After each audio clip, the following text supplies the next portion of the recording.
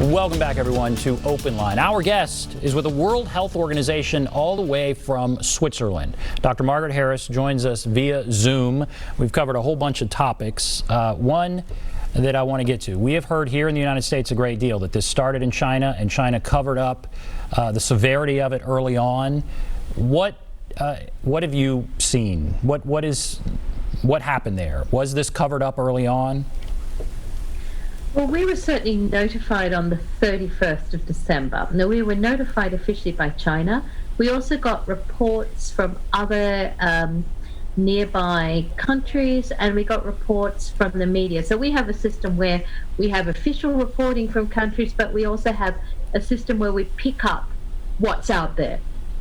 And all those reports arrived at the same time, interestingly. We've gone back to look to say, were there sort of hints, were there signs, were there other things that could have told us earlier?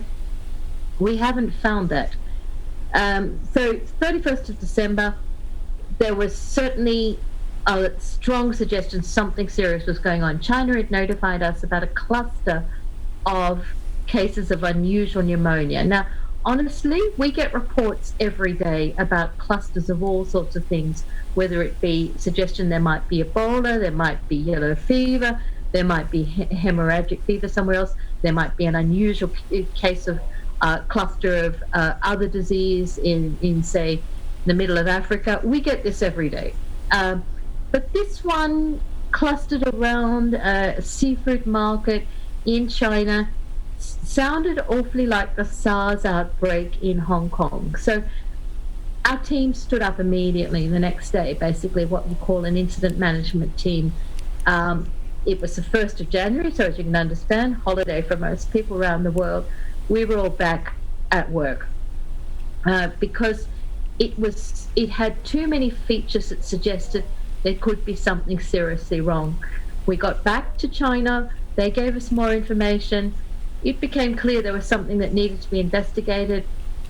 They worked with our country office, and within a couple of weeks, they had identified, but provided the information about it, that there was a virus, the genome had been identified, and that was shared with the rest of the world. And from that moment on, once that genome was identified, the test that we all now use to identify all the cases was developed. Many tests have been developed, and also from that time work could begin on the vaccine. So whenever there's a new cluster of cases, you find that there was information earlier that you need to track back and try to understand what happened before. Actually, I would say in the history of outbreaks and the many outbreaks I've worked on, including the Ebola outbreaks, often these things are going on for months before that sort of breakthrough moment when things have become larger and more frightening and people say, oh, we've got to start looking at this. This is serious. Usually that takes months. This seemed to have taken less than a month before it was notified and taken very seriously. There was an article in the Wall Street Journal, obviously here in the United States, criticizing the World Health Organization, and there's a U.S. senator who's also wanting an investigation, saying that there was, I guess, a cover-up between the World Health Organization, China. Because that's in the news, what do you say to that?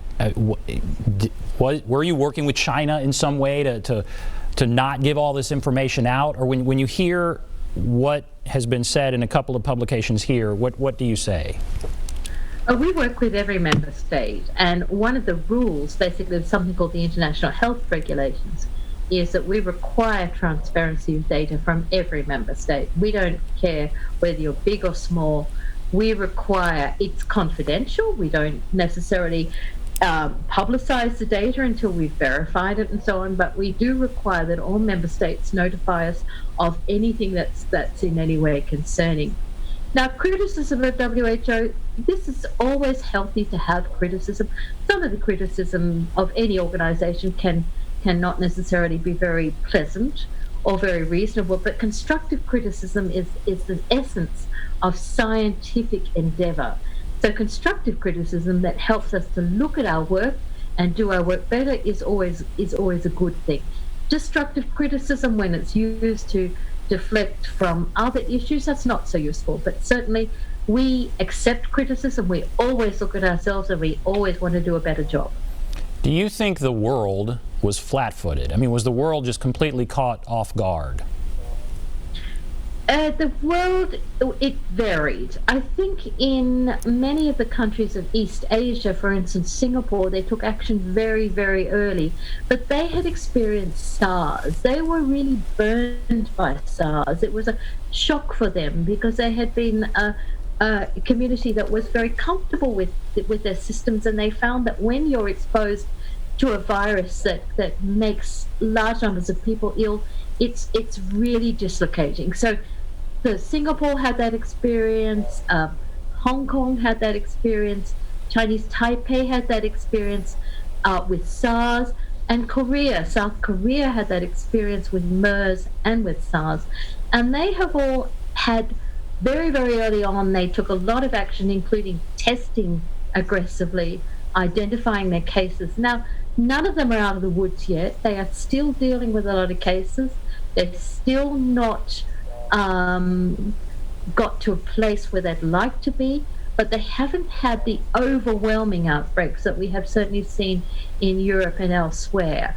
So it's more, I would say, that many countries in Europe and in the United States and so on had no experience of such a thing, of such an enormous thing. SARS did come to those countries, but not at the level that it was experienced in East Asia. So really, not for 3 generations has anything like this occurred. It's not really since the 1919 pandemic have many countries seen what a threat, how destructive a virus can be. So here in the United States, again, we are doing intense social distancing. The economy is shut down for all intensive purposes. For people, I guess my question is back to the one at the very beginning. Let's say, and we have 2 minutes left, let's say we get plenty of tests, so we get past that. When can life go back to normal? Will it ever be normal? Assuming, again, we have tests and that kind of thing. Throw out a mid-August. I mean, when will we have big gatherings and be back to the way we were? So I think the big question is, what would you define as the normal? Is this a warning to all of us to think about how we function, what's important to all of us, how do we live in a way where we don't put ourselves at the risk of having yet another outbreak? This thing is going to be around for quite some time. Yes, there will be a resumption, but perhaps we need to resume the way we work, the way we gather, the way we interact with one another in ways that make us less likely to infect one another. Fascinating. All right, and we have about 45 seconds left. What's that? 45 seconds left. Okay, well, we've run out of time. Dr. Harris, thank you for being with us. Very good information. I could talk to you for another hour, but thank you. I know it's very late there in Switzerland. Thank you for being here. We really appreciate it. It's a pleasure. I thoroughly enjoyed speaking with you. All right. And can only say to you and all your listeners, be well. Be well. Stay safe, Absolutely. Be well. Okay, we will. We'll take a break. Come back, wrap everything up right after this.